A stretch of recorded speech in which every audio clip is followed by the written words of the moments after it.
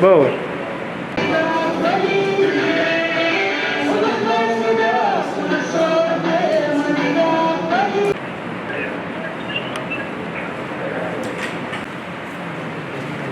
aad aragteen oo aan wada xirannahay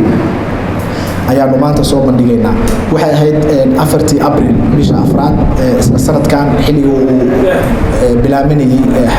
koronuhu halkan isla howlka laabka shaqaarka kan waxaanu ku soo bandhignay sample aan markaas sameynay waxaanu fursad oo nasiib u yeelanay inuu nagala soo qayb galo markaas wasiirka wasaaradda caafimaadka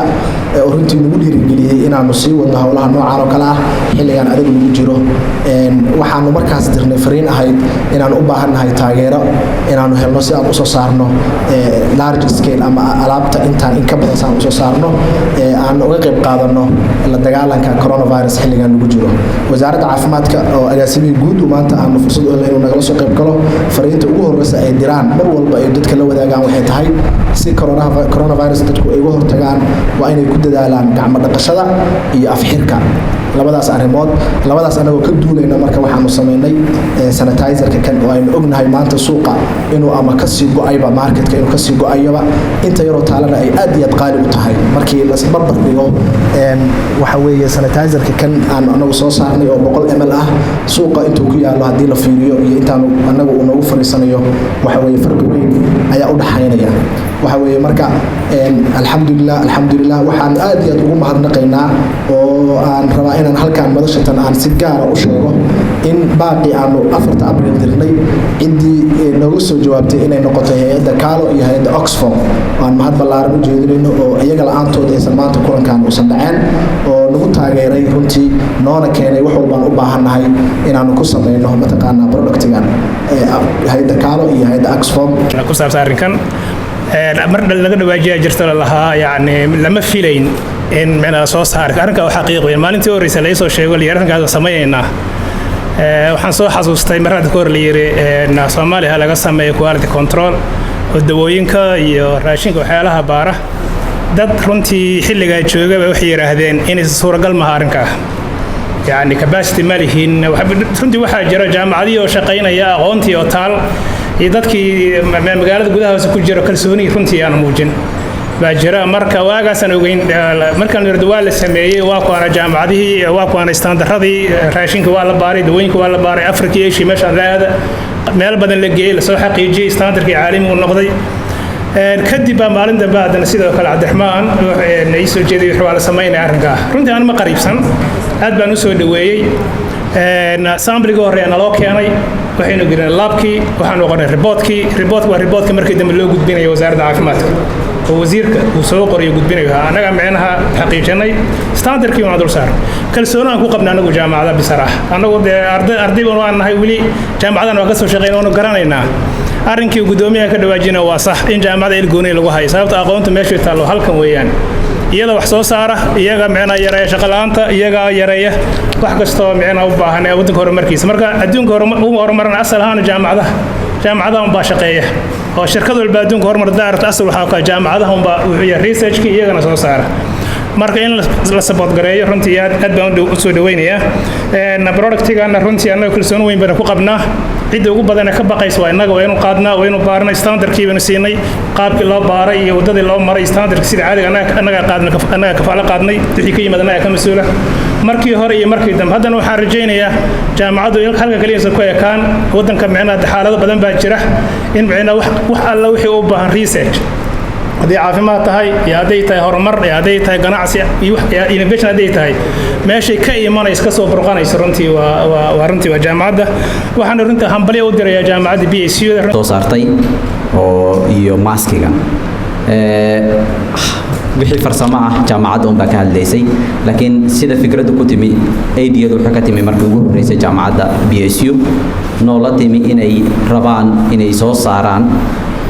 markii ugu horeysay hand sanitizers iyo face mask si ay markaas dadaalada COVID-19 socda ay uga qayb qaataan waxaa xusud mudan macquul ma ahaateen soo saarista alaabtan sababtoo ah concept ahaan waxay ahayd in laga dhaadhiciyo jaamacadda laabkeeda soo saaraya marka waxyaabaha aadka noogu fududeeyay waxaa kamid ahaa wasaaradda caafimaadka sababtoo waxaa jiray iyada naftigeedu support letter appeal letter ee wasaaraddu noo sameynaysay oo ahayd marka inay donorska iyo dadka markaas barnaamijkan ka qayb qaata inay bal jaamacadda ka taageeraan barnaamijka noocan annaguna marka annagoo adeegsanayna marka dukumentigii wasaaradda iyo conceptigii jaamacaddu ay tiri waa dhahna waxaan u sameynay wuxuu ahaa mashruuc kooban buu iska ahaa waxay ahayd inaanu siino waxyaabaha raw materialka u baahan yihiin jaamacaddu si u soo saarta alcoholka waxyaalaha marka ugu muhiimsanaa oo mashruucu ka taageeraya jaamacaddu waxay ahayd inuu siiyo waxa la yiraahdo alcoholkii oo quantity-ga soo codsadeen iyo other chemicalska u baahnaayeen waxaa kaloo iyadana shuruud ahayd oo muhiim ahayd in marka koowaad ee sambalka la sameeyey markii ugu horeysay iyo marka koowaad intaan mass productionka la sameyn xabad baa laga qaaday oo markii ugu horeysay sameynayeen markii mass productionka la sameeyana saas oo kale randomly selection baa la sameynayay labada jeer waxaa loo dirayay quality controlka si marka concentration levelka alcoholka loo hubiyo standardkii markaas uuna inay waafaqsan tahay maadaama la rabo inay dadku isticmaalaan public noqoto marka waxyaabaha marka soo jiidashada leh xogaa iyadana muhiimka ahayd waxay ahayd in quality controlkana waddanka aan ku samaysanay productigna inta badan alcoholka ugu qaalisaneed waxa ugu muhiimsan aan keenay oo banaanka keenay waxay alcoholka oo sababtoo quantity aan u baahnayn oo waxaan u maleynayaa ilaa iyo 1200 oo litir oo alcohol aan u baahnayn si aan u soo saarno marka iyada naftigeeda waxa xoogaa processka dibadda in laga keenay Nairobi laga soo qaaday waxaan xasuustaa face maskigu isagana wuxuu ahaa qaybta labaad waxay ahayd inaanu markaa locally made annagoo isticmaalayna markaa tailerada localka jaamacaddu aan isku xirno ay soo saaraan iyagana marka iyadana waxay ahaayeen 11,000 xabo baanu baylod ahaan loo sameeyey oo lagu tijaabiyey marka mashruucu wuxuu iskaga koobnaa muddo hal bil ah howl shaqada aan qabanayno dhan halka bil marka shaqada la qabanayo waxay ahayd in jaamacadda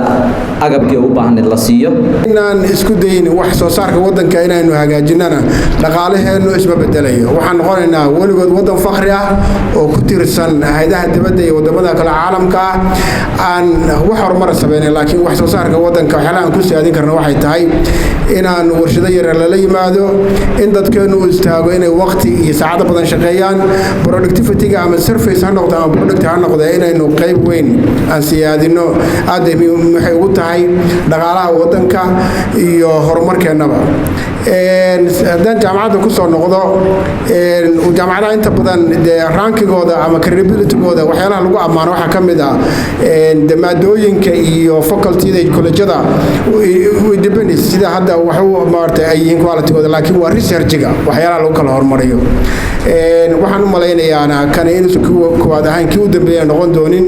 waan uga mahad celinayaa waan ku dhiirigelinayaa inay sii wadaan oo maanta problemada in haysta oo ay ka mid tahay faqriga oo colaadu ka mid tahay oo corruption ka mid yahay oo jahlu ka mid yahay in research inta laga sameeyo aynu xal u helo waxaas oo ka bacdina dawladda loo soo bandhigo society-ga loo soo bandhigo ay noo noqoto wax oo research based ah oo cad oo aan ka duuli karno aynu xal u heli karno waana ku dhiirigelinayaa jaamacadaha kale laftigooda inay ku daydaan oo mushkilaha maanta waddankeena haysta looga gudbo waxa markay ay research based yihiin dadkeen inta badan waxay sameeyaan rag baa isu imaanaya go'aan ay qaataan masiiriya waxa dhici karta inuusan meel gaarin waayo markii hore ku salaysnayn research laakiin markii waqti la geliyo energy iyo resource la geliyo oo ay wax macno ay waqti ku lumiyaan waxa soo baxaya outcome ama wax la taawan karo berikamaal ummadii wax u yaala waayo hore waxa looga fiirshay dhinac kasta oo saameynta laga fiirshay marka jaamacadda BSc runtii waa ugu mahad celinaya dadaalka ay la timid waxaan rajaynayaa mushkiladaha sidaan sheegay oo kale wadankeena ku xeeran inay xal u raadiyaan cid kasta oo ay kaashan karaan haddii ay noqon lahayd hay'adaha caalamiga wasaaradaha kale iyo institutionada kaleba inay iskaashadaan Oxfam aad bay ugu faraxsan tahay inay halkan maanta qaanti ka ahaato qaybinta iyo soo bandhiga alaab tayadeedu aad u sareyso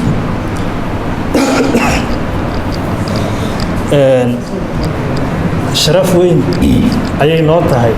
inaan maanta goobjoog u ahaano mashruuc aan muddo isha ku haynay oo daawanaynay borogoreeska uu samaynayo annagoo si toos ula shaqaynayna hay-adda kaalo iyo jaamacadda BSU wasaaradduna ay xoogaal u tahay 40 sano la soo dhaafay hay-adda Oxfam waxay dhiirigelinaysay wax soo saarka tiimka quality controlka iyo hay'adaha kaalo iyo Oxfam. Assalaamu calaykum waraxmatullaahi wabarakaatuh. bahda warbaahinta dhammaantiin waa islaamaya. aad iyo aad baa u mahadcelinaynaa marka hore